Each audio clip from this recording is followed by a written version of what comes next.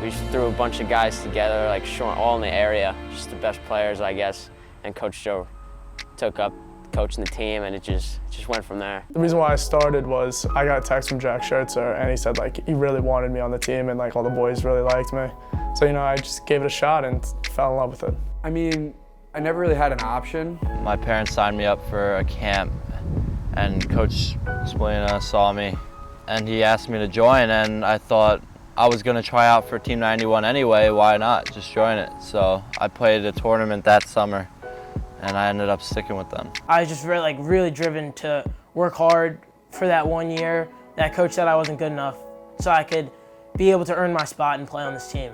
I don't know, 4th or 5th grade, I started trying out for 91, and I really had my mind set on making the crush because I had an idea that I could have made it, and I thought that I should have made it. And then 3 years in a row, I made the B team. Then I went to Legacy for 2 years, and then like my 4th or 5th year trying out, I finally made the team, and I was like super excited. I joined like a year after they started, so I was joining the winter of my 3rd grade. I thought that it would give me the best ability to play at the next level in college. And I was really young, just trying to become a great lacrosse player. Always thought when I was young, always wanted to go pro. But I thought of the team, and me and my parents talked about it, and we thought it was a great idea, maybe try out, and I don't know where I'd be without the team right now. Originally I was on Igloo, and we played 91 a couple times, and all I could remember was just me versus the entire 91 team. And then Coach Joe finally came up to me and was like, you gotta ask your dad to change, to come to us. No, Dad was like, you're playing 91, that's about it. And there's no conversation. But it was definitely the right choice looking back on it. I came up 1 year, tried my best to make the team, and to my surprise, I made it, so I was really happy about that. Ventarolas, who are no longer the team, they brought me to practice one day, and that's when I first started.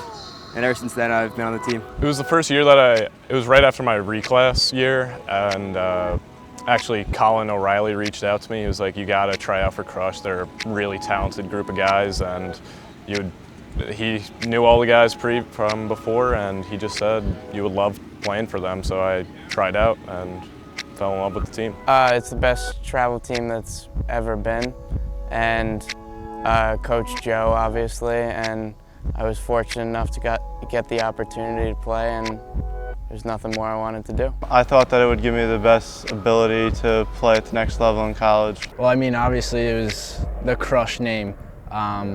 Just playing with some of the best kids probably to ever play the game. I think when you look back, it was kind of a crazy idea. We had a bunch of kids that wanted to play more than the towns were providing.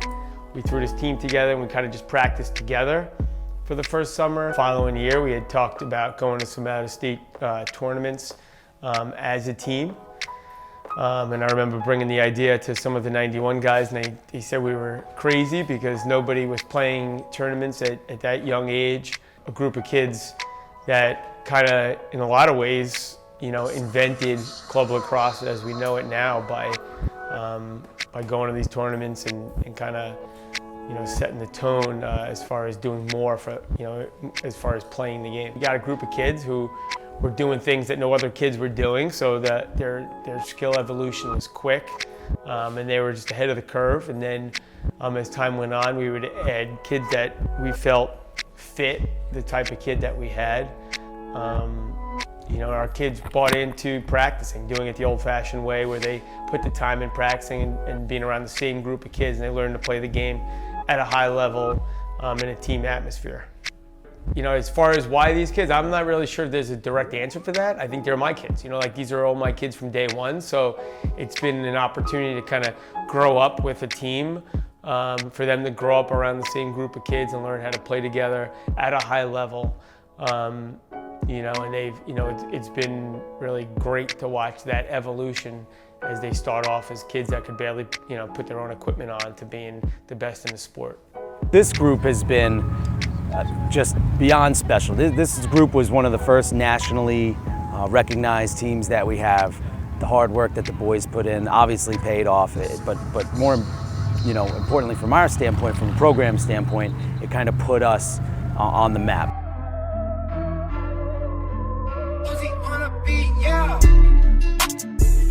I'm a fan. I thought they were shit, to be honest. I absolutely hated them. At the time, they were terrible. Hated them. I love those. Despise them. I was like dreading to go to them. Nah, I'm just kidding. Oh, 3-hour practice, oh my God. No, it's not bad. At the time, I thought they were like kind of pointless. It was definitely not my idea for that. I think it was just the whole point of like fourth quarter, you're tired. Get back, go! All that type of stuff, just gotta keep going. He always, extra sprints, sprint as hard as you can, extra drills. At first, it was a lot of work. A lot of running, so I thought they were really tough, and then Joe kind of had like no nonsense. I liked them, but they were hard. They were tough, and then like once it was really hot, you just got like dust. It wasn't even like like grass. It was just rocks and dust. I just remember like going down to the pit in Rocky Point for 3 hours doing the cone drill in probably like 95-degree heat. In fourth grade, that's when we really started. Like right when I got on the team, it was just Rocky Point every day.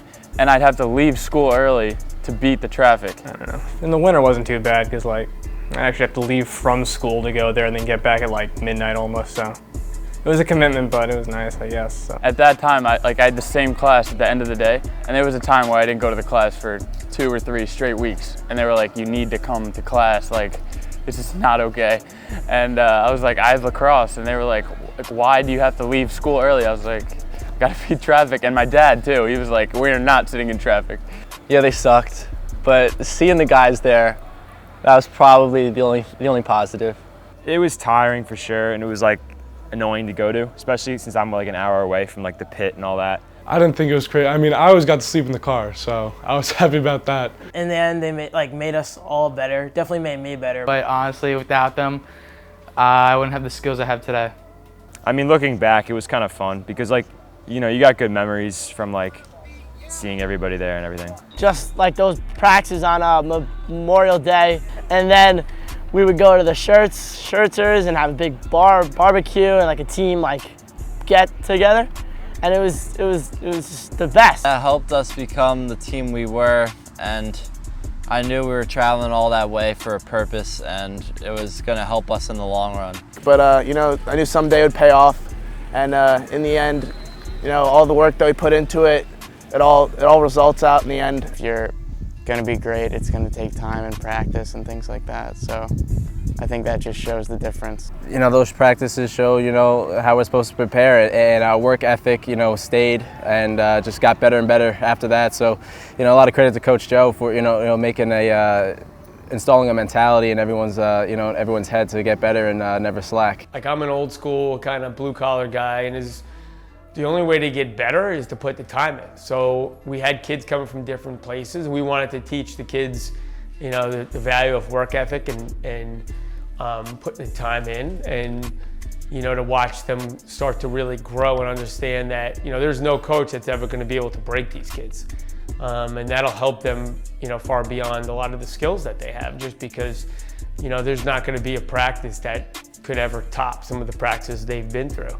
You know, so we were able to kind of put this model together where the kids were practicing a lot, and you know, as far as the holidays go, like we always practice on Memorial Day weekend because the best players play Memorial Day weekend. That's the Final Four weekend. So we always told the kids we'd practice on Memorial Day because someday they'll be playing their biggest game of their life on Memorial Day on national television. So that was kind of something that we always stuck with. And it was about sacrifice too. You put that extra time in when everybody else is sitting on their couch. You know, when you're able to see the tremendous careers that these kids are having, not only together, because when they're together, it's ungodly. I strongly believe if they all went to the same school, wherever it was, they could go win a national championship, multiple national championships as a team. And I don't think there's many people that would totally disagree with that. You know, so when you look at that part, you know, and then in their high school careers, you know, to have so many All-Americans or All-County players that when they're away from their teammates, they're not system kids, they're superstars that make the players around them better. Those are the things that I think that, you know, you try to, you know, you kind of look back and say, okay, well, everything we did was for the right reasons.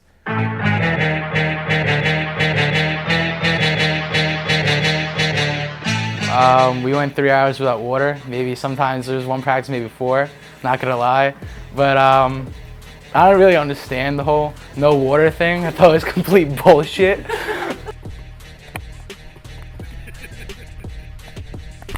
That was tough because I was on Igloo and then we had water every 2 seconds. They were like, once the sun came out, we were getting water.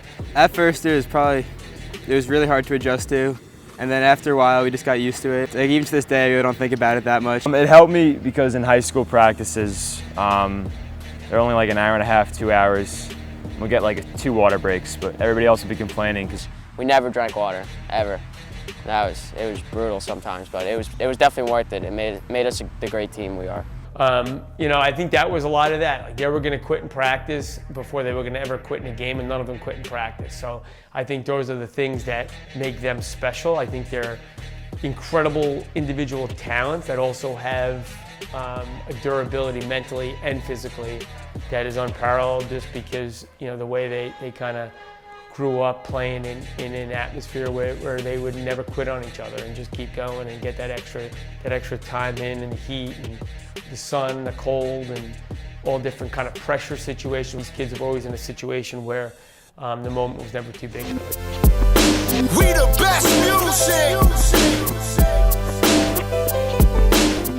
I would say my best memory is from my tryout, because during my tryout it was the scrimmage and I knocked a couple kids down, and Coach Joe came to the sideline and he said, "Jack, I want you to hit this kid Schertzer as hard as you can if you get the chance." And during my tryout, I didn't really get the chance to, but I knew right from there I would love this coach and love this team.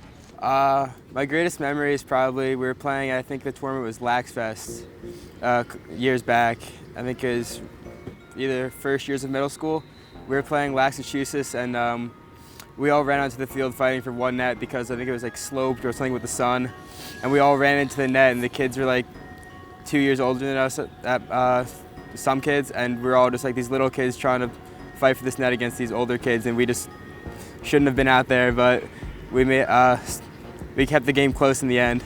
Getting my first shutout on the team, for sure, that was a really good moment. Coach Joe came up to me, he was like, there are many more to come after this. A few years ago when we beat Sweet Lax, was pretty sweet because Burn had like 8 goals and then one like behind the back one like blew up the internet, so it's pretty exciting. I don't think the greatest memory would be necessarily a win. I think it would just be getting on the team and meeting the kids and playing at that higher level. Definitely beating Express 18-0. That will always stick with me. That was beautiful. And then the parents fighting afterwards. Uncle Eddie started it all. Wow, that's a tough question. We've had a lot of battles. Last year against Sweet Lax in this tournament was pretty good. That was a big win. I mean, I thought it was pretty nice that after losing in Naptown and getting the speech. Every team that steps on the field, it's their Super Bowl. And you can't win games if you're missing ground balls on the end line. If we're turning the ball over, at the end trying to be a superhero. To be able to go out and win that tournament this year, I thought that was pretty good. You know, most recently at Naptown, I think that was a great win with the lots of players we had. I think we really stuck together and pulled out that win, which was very crucial. Ocean City every year, those were always fun. The 2 Florida tournaments were always fun. And those are pretty much the biggest ones for sure. Definitely the one at Mile High Stadium. That was just a great feeling when we all threw our helmets and gloves in the air and just ran on the field and covered our goalies. I think we set the bar for the World Series for years and years to come. So being able to, bounce back after losing to the Crabs earlier that year and coming back and, playing well against them, it was meaningful. The fact that we were able to play on such a high stage and the ability to be able to do it with all my brothers and my teammates was a really special thing, and celebrate with them. And then even going whitewater rafting after it, just being able to bond with everyone and with my brothers and celebrate is a special thing.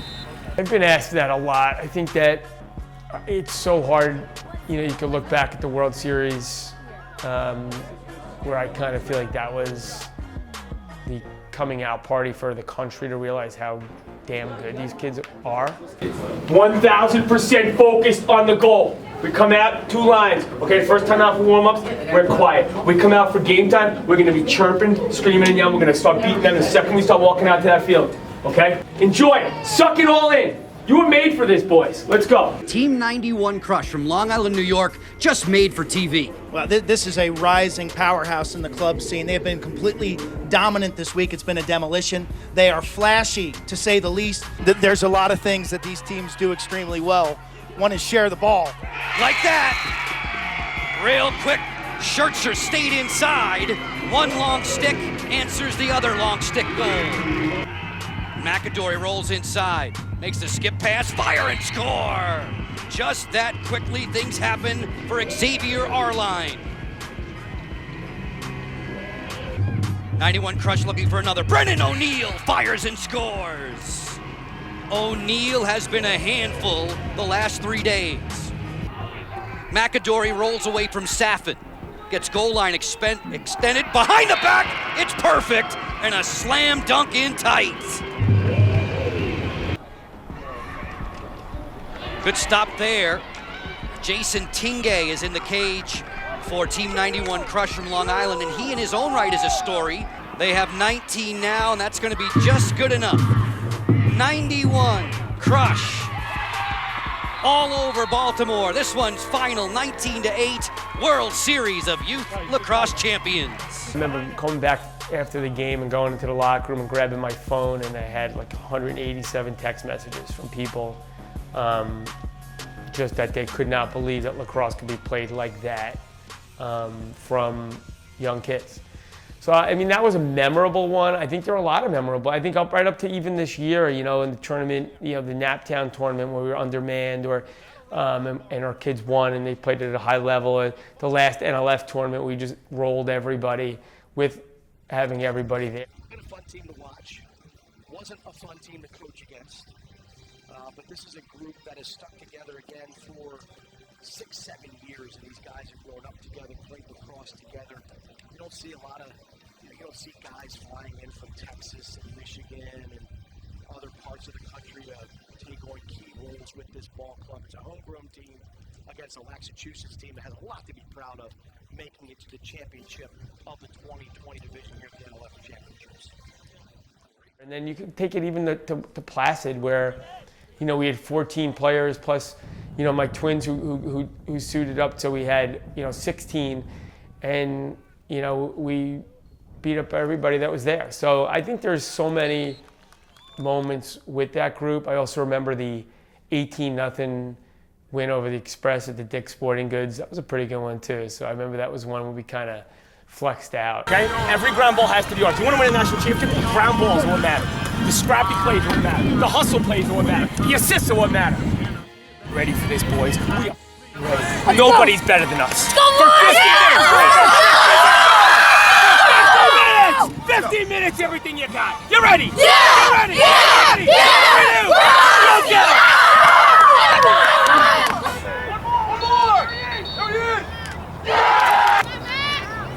Back Steven now! Even if he turns back down, he turns to Steven, get on him! Yeah!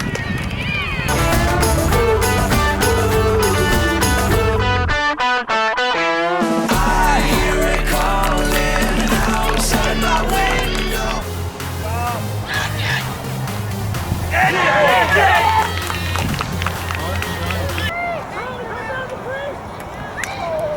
Oh my God.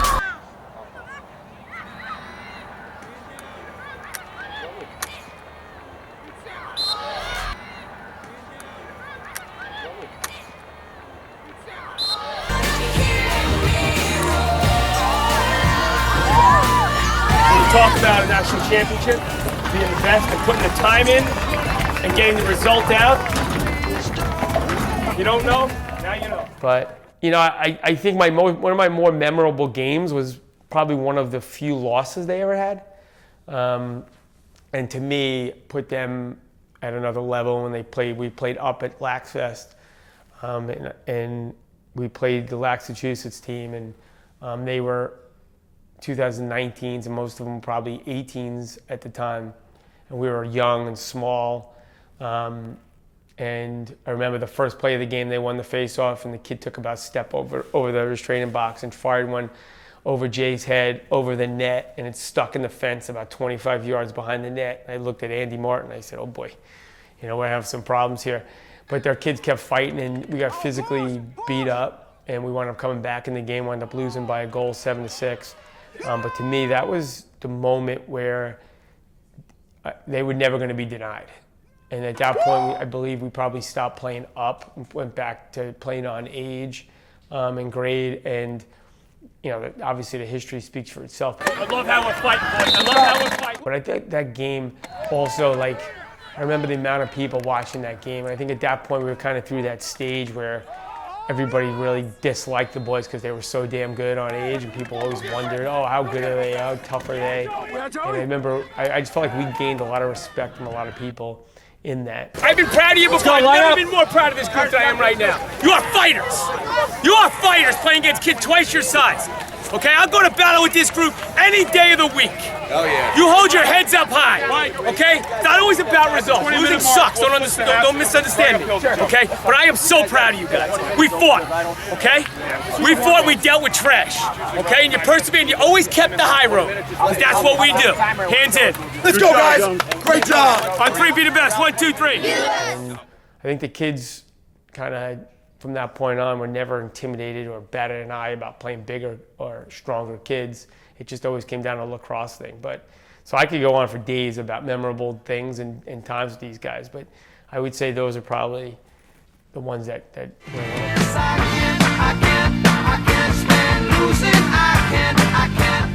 was probably the best, one of the best memories that I have of the Crush. The team above us, and we played them, and I think we lost by I think like 2, and like my dad was like talking to us at the end of the game, and this girl, this poor girl comes with like a box of like the second place trophies, and she just puts them down, and then my dad was just like, guys, if you pick up this trophy, you better find another team, because I do not tolerate second place. I mean, at the time, I was like, why not? I want a trophy. I mean, this is the land of the second place trophy, and I don't agree with it. I think if you're not first, you're last, so. When I was younger, I didn't think much of it, but now, when I'm older, it's just a winner's mentality, you know, not taking no for an answer. You know, first place or last, that's it. I don't think one person took the trophy. It was interesting. In the car, he wouldn't feed us. Remember that car ride? That was interesting. But yeah, he does not like losers. And if we lost, he hated us. He was not a big fan of us. And for our kids, the good thing with them is, like, if they play well, they're not going to lose. So it's on them, ultimately. That was pitiful, okay? Hopefully this is a lot better than we just did there, okay? When we come in to play a game, guys, we need to be focused on what we do, all right? We need to take care of business and do what we do, all right? We have one game left. Let's finish it out. Let's play strong. Let's play hard, just like we've done in our first 2 games. And there's not a lot of teams in any sport that could say, you know, if you play well, you might not win, right? I mean, the margin of error is there, right? But for our kids, I think they're so far above everybody, other teams, that when they're on, they're not losing. So, but I think, you know, there's one of those things where, you know, they have not, at full strength, this team has not lost many games. And I think, you know, the games that they lose, I think there's a life lesson and a lesson to be learned in that. When you care about something, okay, and you're unsuccessful, or you fall short of your goals, it should affect you, okay? So if you weren't upset, that's when we would have to question. All right, you played your heart out, right? We made some mistakes, but guess what? Nobody can play up and be at the level, okay, that you're at. Nobody. Okay? Nobody. Not the Turtles, nobody can play up a year and do what you did. okay? So you may not appreciate that now, but we had some guys play their hearts out today. I'm very proud of you guys. Very proud of you guys, okay? So I don't like to lose in anything, so I don't think that's, you know, but I think that there are times when you can gain something, you know, out of those discussions.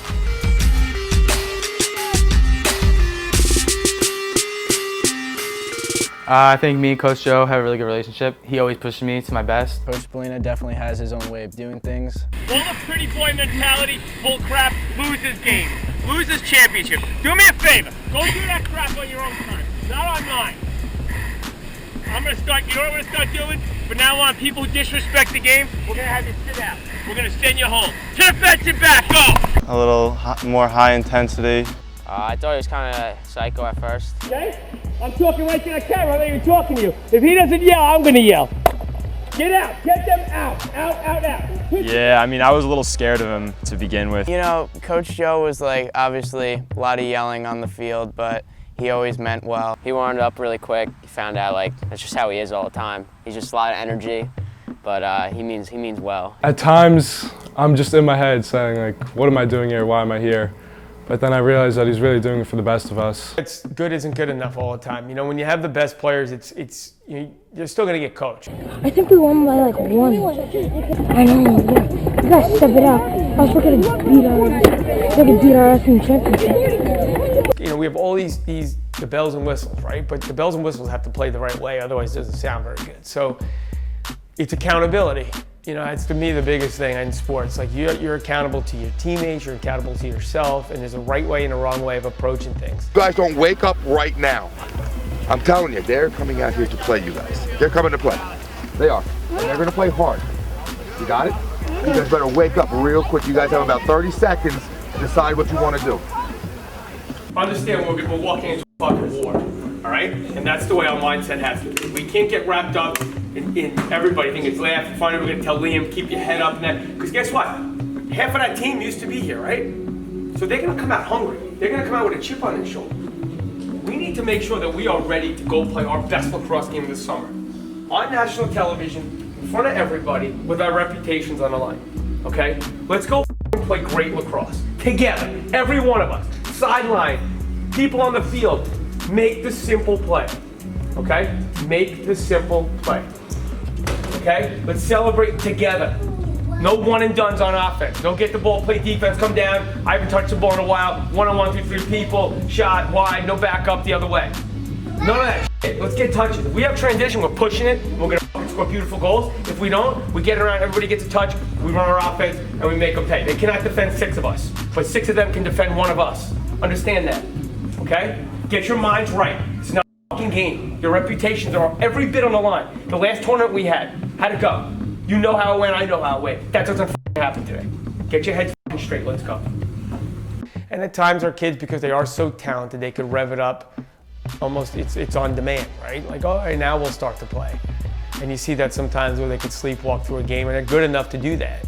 I could say it now because it's over, otherwise I always tell them they're not, but they could put it on cruise control and win. Do you think that God's gift to lacrosse, you could just show up somewhere and just be great? Okay? Because without the effort, the energy, the hard work, and the focus, you're average. Average. And you just played average against average. And you almost lost to average. I'm going to tell you right now, if you don't wake up, you'll lose in the championship against that team. But they're not scared of you anymore. So now you did, you just brought them back to life. Congratulations, men. People in here with all the big ego, with all the hot shots, right? Missing one-on-one, throwing balls. We turn the ball over more times right there than we have all last summer. That's on you. You play for the name on the front, not the name on the back. Get yourselves together. So I think it's letting them understand that that's not the way to do business, and for them to hold each other accountable. We just got the best compliment from them. We couldn't defend you guys. You just have too many weapons. You move the ball too well. We came in, that's what we said, make them defend all 6 of us. Every game is a different guy that's going to be at the end of that last pass. But the biggest thing is there's no last pass. All right, we use different parts of our offense. Their heads were spinning. We ran the same fucking play 3, 4, 5 times in a row.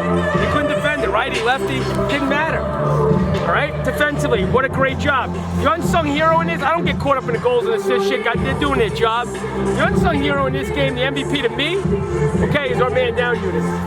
Okay, because there were so many times they could have came back. At 7-2, they're up 2 men. That would have been their 3rd goal in a row. Okay, we make that stop there. All right, and then we go down, we get the man up, and it's 8-2. That's the difference in lacrosse games. It's all about momentum.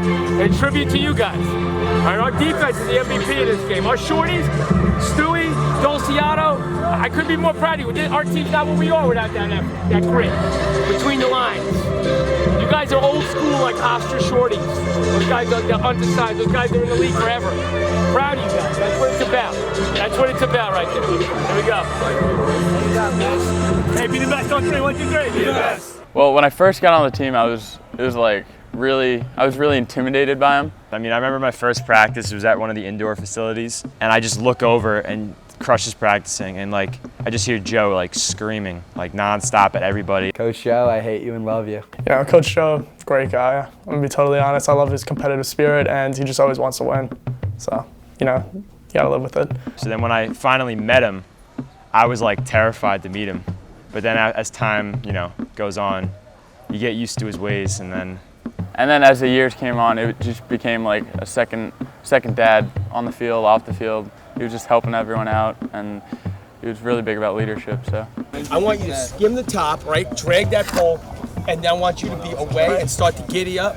He throws it to you, catch, and boom, down. Well, Coach Spallina always taught me how to play the right way, always make that extra pass, go hard, finish hard.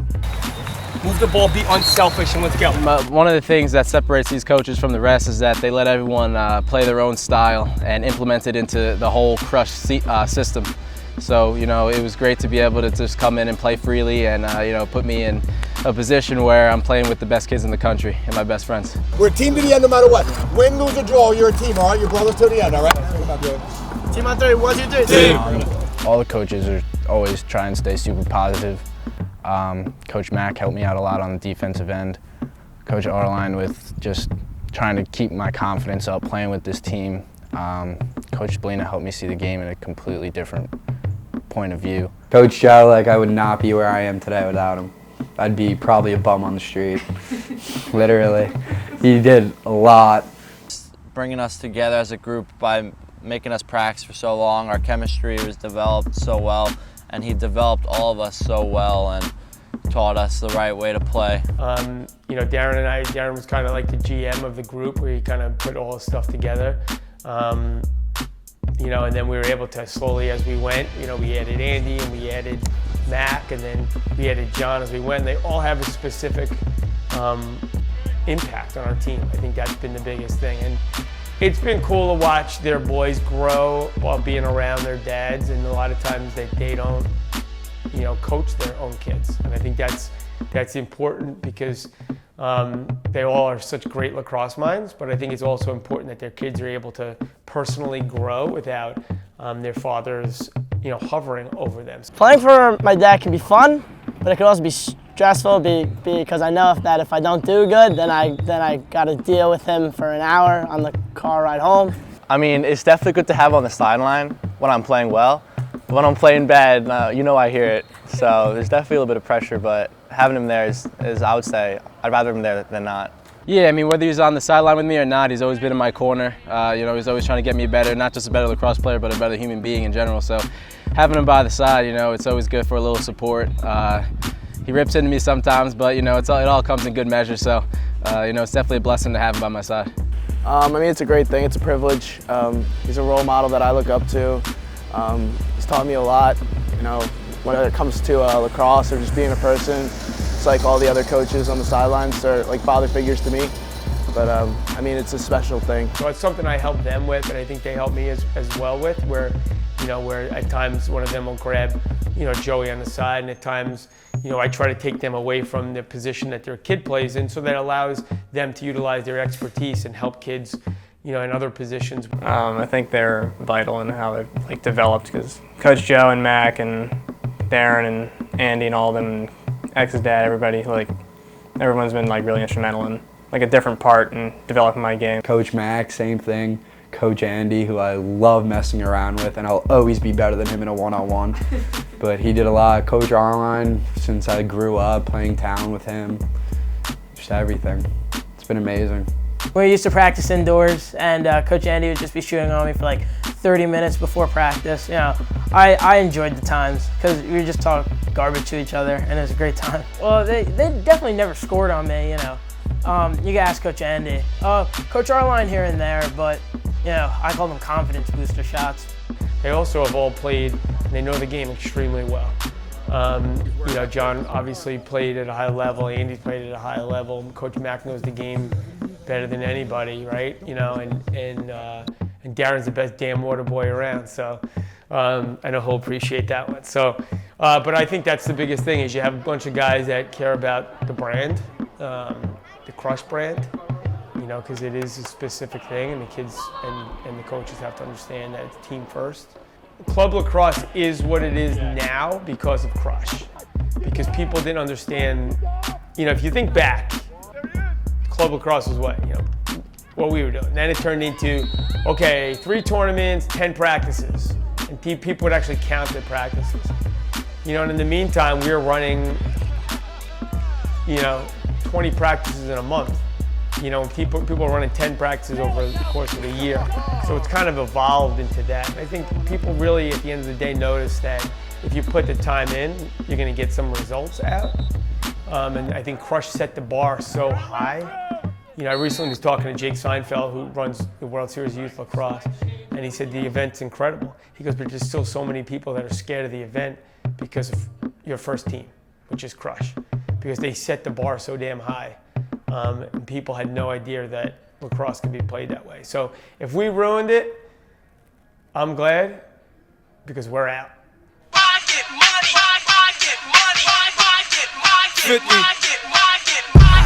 Succeed in life. Money-wise? Probably Kobe. Kobe Ginder. Kobe Ginder, 100%. Probably gonna go with Kobe. Kobe Ginder. I gotta go with Ginder just because of the brains. Successful in what way? Probably Kobe, because he's going to Princeton. Most successful will be Xavier. I'd have to go with myself, a little cocky, but Probably myself. So lacrosse-wise, I think everybody's got a good shot at doing really well. The kids go into the academies. I think they have it set up perfectly. Aiden or Chris Bardak? I'm going to go with Jay. I'm going with Jay. Probably Brett Martin. Probably Kobe. Jay's a grinder. Everyone's sleeping on Jay. I'm saying Jay. Probably either Aiden or Mac. Tyler Cortez or Jack Stewart, you can just tell by the way they work on the field, that everything means that most of them, they never take playoffs. Probably Kobe. He's a really unique guy, really unique personality. And Lukowski. I don't know, he just seems like he's got his shit together. He has good parenting. Probably Kobe. Kid's a genius. Oh, I like this. Choose it, choose it, choose it, choose it. Choose. Marry the hottest girl? Besides me, But I would never put my wife out there as hot. I'd always do her pretty. I'd also go with myself. Other than me, I don't know. Say Aiden. Aiden. You're allowed to say yourself? Jack. Without a doubt, Jack. Probably Jack Schertzer. It's obviously going to be me. I don't know about that, but ugliest girl, probably Schertzer. Jay. I can tell just Jay pulls. Sneaky. I'd probably go with Brett. Brett. I don't know. I feel like Mac's got a hot girlfriend, not gonna lie right now. Probably Brett Martin. Brett Martin. X. But I think Caden pulls too. See, I want to say Joey, but that's not gonna happen. I don't know. That's tough. I don't want to give any of them credit, but Caden. For sure. Caden spits game. I'm gonna go Kobe. He's gonna be really rich. He's gonna find a hot wife. Probably Nick Lacaz. He's a good-looking man. I mean, Brett and Aiden got some game. Jack's a funny dude, so he might be able to pull something nice. But there's a lot of guys, but I don't know. Aiden and Caden, they're working something different out there in Nassau County. Definitely Kobe again, because he's gonna have the most money, so he's gonna have the hottest wife.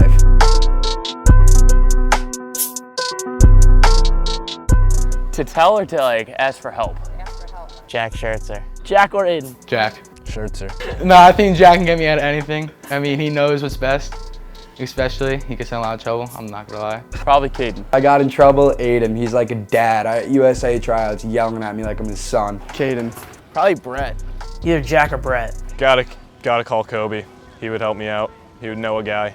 Probably more Brett. Like 9 times out of 10, it's gonna be Brett. Ooh. I've known Trevor, Kessel, and Jack for the longest, so I know they'd always be there for me. I'd have to go with Kobe. Come do some karate. Jay has those Bayshore hands that you can always count on. Wow. I'm gonna go with Jay again. I mean, it's a short drive away, and he's reliable. I mean, any of these guys would be on speed dial. I'm going Jack, because he'll probably have been in the same situation before and he'll understand what to do. Probably Jack. I feel like he's good at getting out of trouble. Does that make sense? I'd call any of them, honestly. I feel like you can call any of them for different reasons. Probably call Brennan. You know, he'll intimidate everyone and he'll be like, oh, I'm Brennan O'Neill.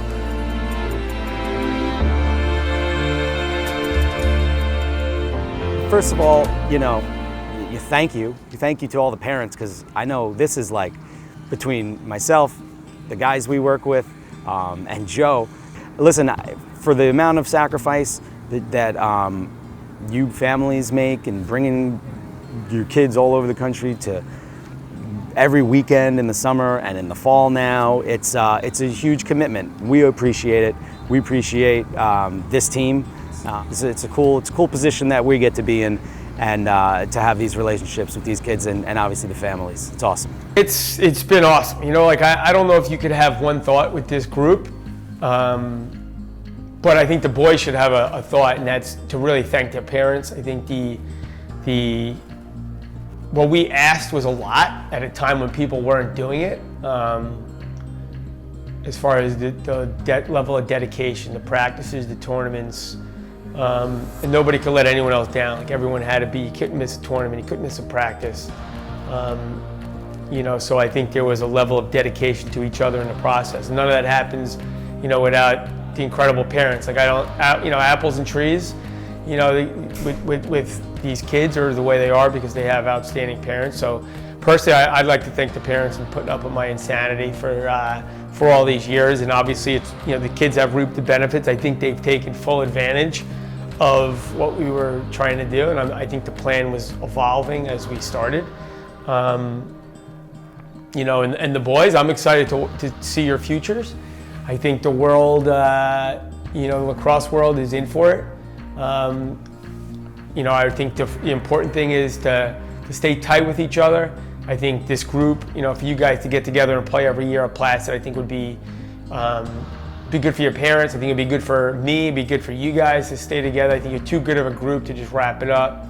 But I think it's also important for you as you move forward in your careers, whether it be high school, your college careers, is to understand that why you are where you are. And it's because you were doing things that no one else was doing. When everybody else was sitting on their couch or going out at night, you guys were doing those extra shooting sessions, the extra footwork sessions. And it's, you know, what you do when no one's watching that affects what you do when everyone is.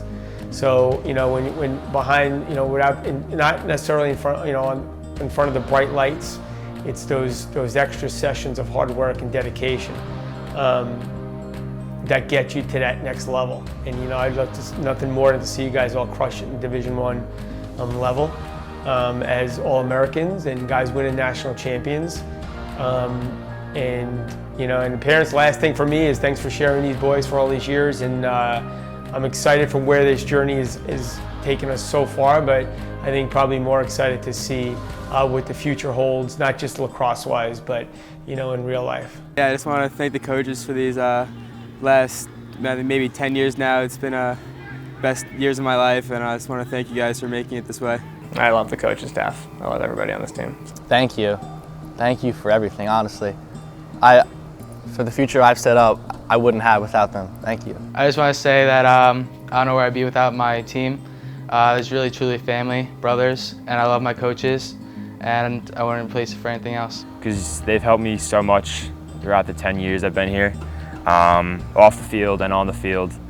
Everything they've done for us has just helped us get ready for the next level and also get ready for life in general. Oh, I thank them so much. I can't thank them enough. Like, if I wasn't on this team, I don't think I'd be going to UMBC today. Like, they've helped me so much. Like, those 3-hour practices, they were brutal, but like in the end, it helped a lot. Before I came to this team, I knew this team was very highly skilled, but I didn't know what this team meant to everyone else. Just the friendships and everything that this team has meant to me is just unbelievable. Gosh, it's been a great experience, and I love the team. And so they're all really good guys. And it's been fun. It's just a pleasure playing with this team. I wouldn't have wanted it any other way. That's about it. Happy to be a crusher. I just want to say thank you to the coaches and all my teammates for helping me get to where I am. And congratulations to everyone for making it this far. Thank you so much for all those 10 years, making me the person I am today and the player I am today. I had so much fun, and I'll never forget this. I'll be telling my kids about this team. No, I just want to thank you, everyone, for all these years of getting me better and pushing me to be my best at all times. It means a lot, and I wouldn't be where I am without them. It's fun to be a part of this team and just, you know, get to know all of these guys and become close, and just thank you to all the coaches, and it was just fun to be around you guys, and it was just been a great run. Thank you for giving me the chance to be on this team. You've taught me so much about lacrosse, but you've also taught me so much about being a man and what it is to be a leader in this world, and I really appreciate it. Thank you so much. You guys really, I joined late. You guys could have just, I mean, from my tryout, you could have just cut me right there, but you guys gave me a great opportunity, and I took my chance, and you guys really helped me with everything. Can't thank them enough. That's really it. Just nothing else after that. I can't say thank you that many times, but that's it. To everyone, players and coaches, thank you so much for letting me be a part of what you guys created. That really helped me a lot, and I enjoyed playing with you guys. Thank you. Because I remember having the scrimmages against Rocky Point when I was at Shoreham, and playing against each other, and my dad and Coach Joe like combining this team, and like it was just like, wow, like this is the team I'm gonna play for the rest of my life, and it was the greatest decision I've ever had. Just thank you for everything you've done for me as a lacrosse player. Thank you, Coach Joe, for taking a chance on me, and I can't thank you enough. You know, I kind of feel like it's a brotherhood, and everyone has each other's backs, whatever, through thick and thin. But you know, I had a great relationship with everyone. I felt like we were all brothers, and we kind of worked together. Thank you so much. You gave me a great opportunity, and I can't give that up for anything. 你好吗？我的中文名字是金可比。现在我想说一说中文。到我们的老师，谢谢你们，你们是非常好的老师，和我们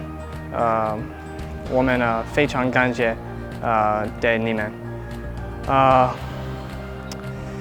我们的爹比别人的爹想不一样，我们的爹非常特别是，谢谢你们，我喜欢你们非常。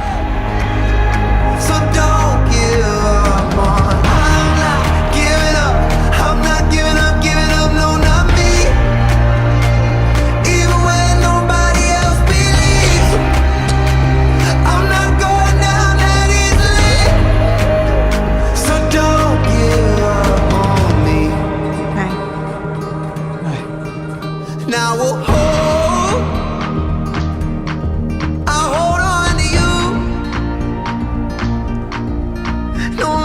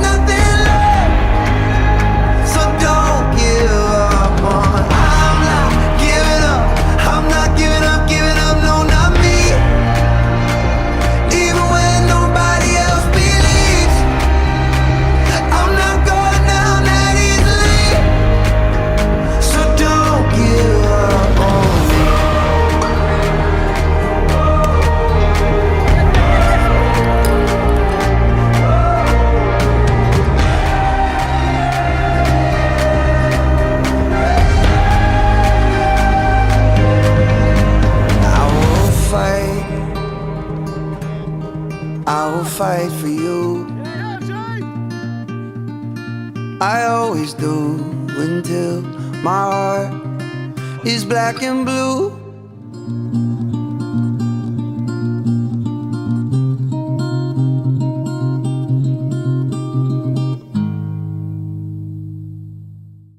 Xavier Arline. I go to Shore and Winning River, and I'm committed to the University of North Carolina. Aiden Denenza, wear number 23.